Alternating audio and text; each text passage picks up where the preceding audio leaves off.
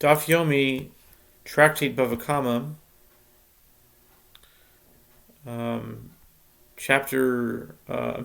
Bava, Daf 21b.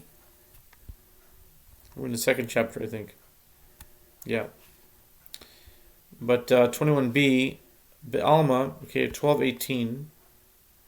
18 plus 15 is 33. Okay, that means at 12:33 we need to stop. PM, that is.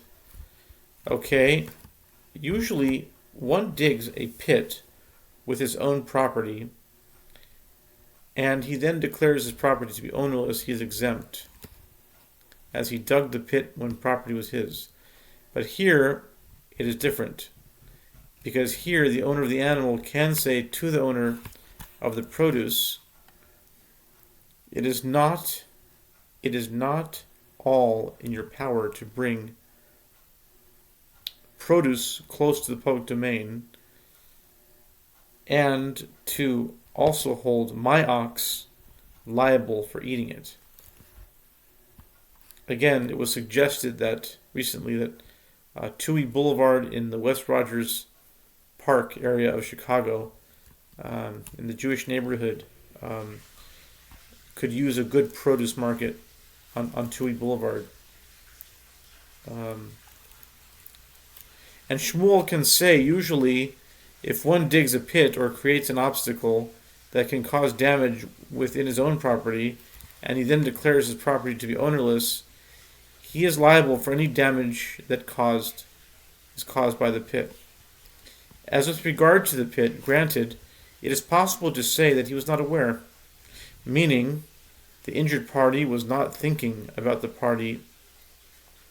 possibility that there may be a pit there and could cause him harm, and therefore the one who dug the pit is liable. But with regard to produce that is spread out over the ground, can it be said that the animal was not aware of it? It cannot be, because the animal sees the produce. The Gemara suggests, let us say, that actually the Amoraic dispute about an animal that turns its head and eats produce at the side of the road,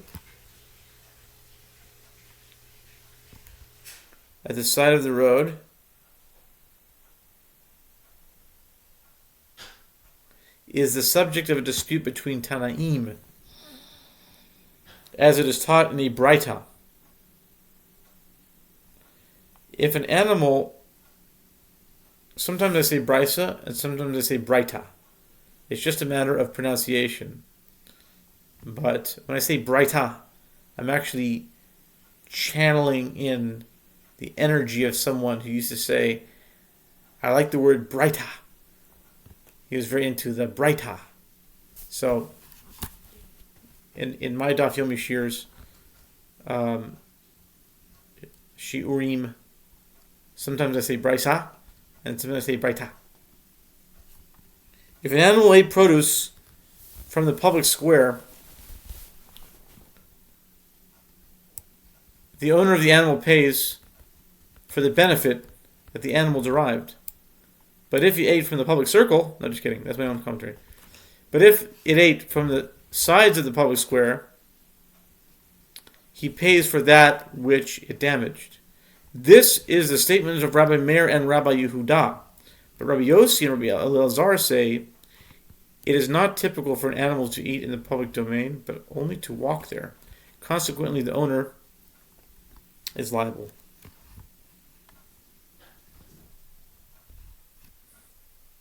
$12.33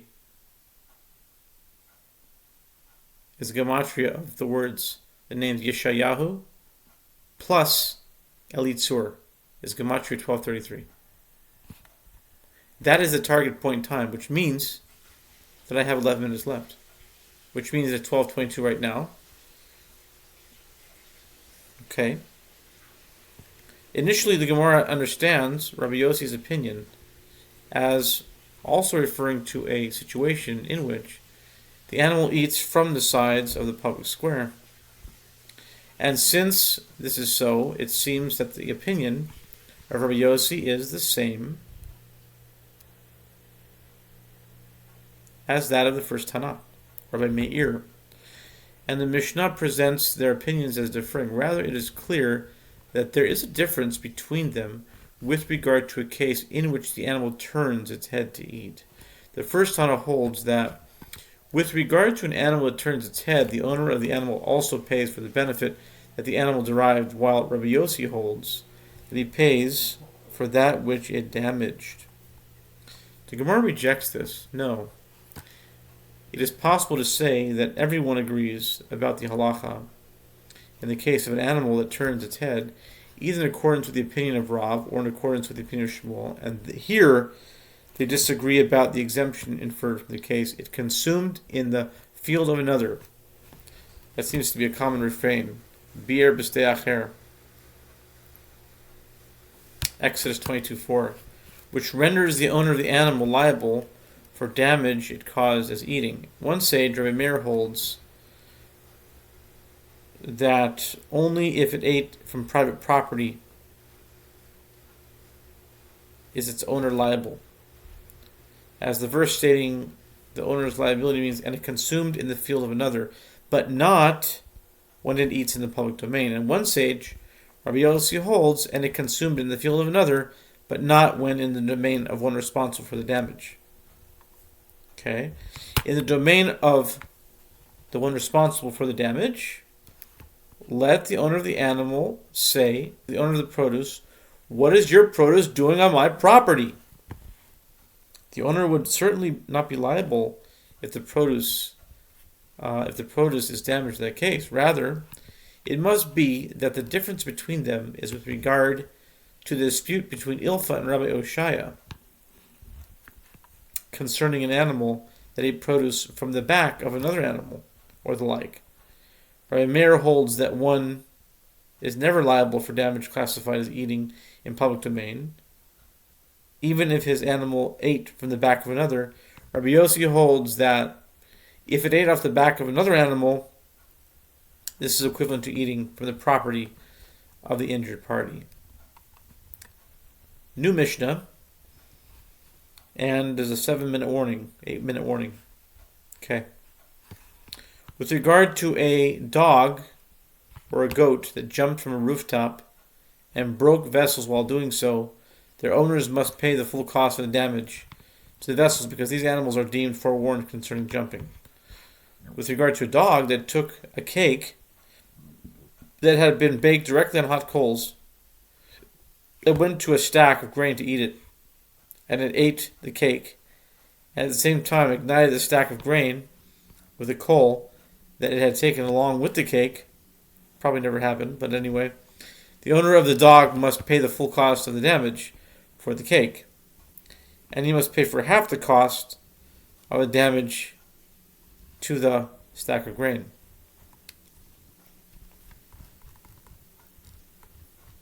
Okay. Gemara.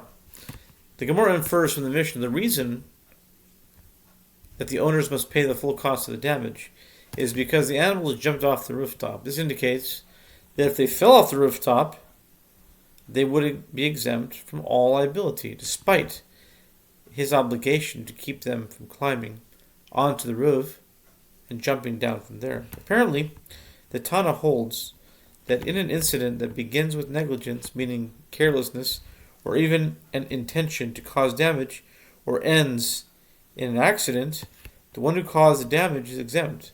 As in this case, the owner was careless in allowing the animals to go to the rooftop. But since they did not jump off the roof, but rather fell accidentally, he is exempt. The Gemara notes, this is also taught in a braita.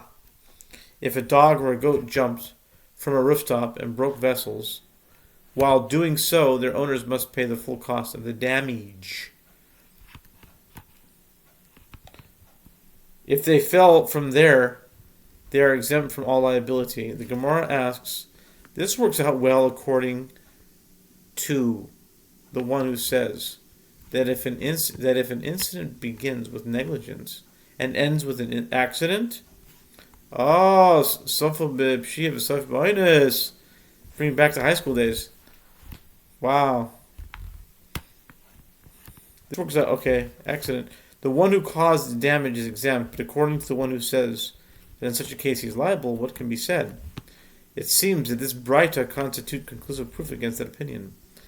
The Gemara answers, the case in the Braita is a case where the vessels were brought close to the wall by the owners, so that when the animals jump off the rooftop in an ordinary leap, they do not fall on top of them.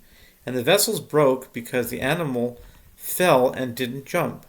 And since in an ordinary circumstance no damage should occur, this case does not even begin with negligence. Since the damage, that's kind of like an American pronunciation, a certain type of American, they say damage. Since the damage was caused by falling, the entire case is ruled as an accident. Rav Zvid said in the name of Rava, sometimes one can be obligated to pay, even in a case where the animals fell from the wall of their owner's house.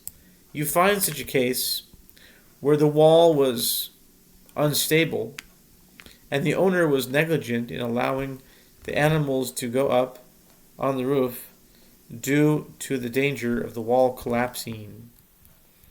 That's also kind of Americanism, collapsing. I once had a teacher in 7th grade who said, "Stop talking! Stop talking! You're not listening!" I wonder what the bounce of the whole host of that is. What's the sound intentionality of that? Collapsing! The Gemara asks, what is the reason for this? Is it because it should have occurred to him that bricks may fall from the wall and break the vessels? But ultimately no bricks fell, and instead the animals fell. So this is actually a case that begins with negligence and ends in an accident. The Gemara answers, no, it is necessary to state this halakha with regard to a case of a narrow wall, in which case it is clear that if, when they climb up there, they will fall. And that is why he is liable for the damage they cause by falling. The sages taught in a Braita, or a Brisa, if you're Yeshivish, or a Braita, if you're Sephardish. If a dog or a goat, okay, jumped from below to something that was above them and thereby caused damage, their owners are exempt, as this is atypical behavior. I used to have a dog, not a dog, my friend had a dog, but he used to jump onto the bed. It was pretty typical for it to do that. Did that all the time. In fact, I used to come there and plop on the bed, and he used to run and jump up right next to me. Those are some good memories. Yeah, little Bailey. Unbelievable.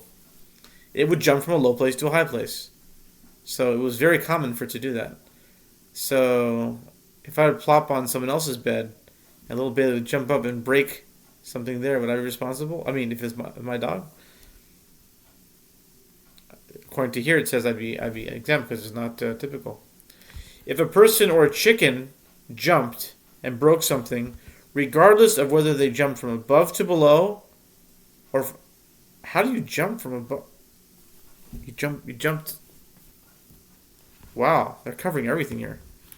If a person or a chicken jumped and broke something, regardless of whether they jumped from above to below or from below to above, they are liable.